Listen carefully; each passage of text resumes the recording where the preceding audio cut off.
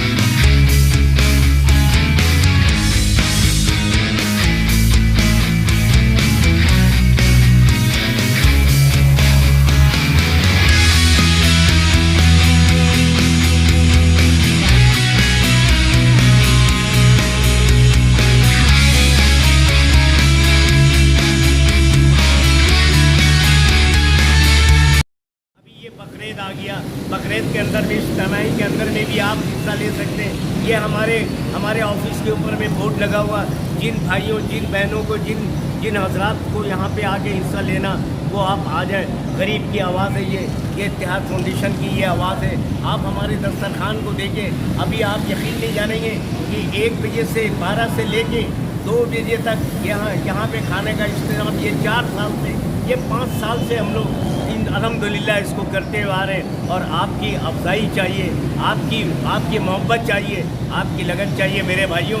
इंशाअल्लाह आप हमें मोहब्बत देंगे तो मैं ज़रूर आगे बढ़ूँगा।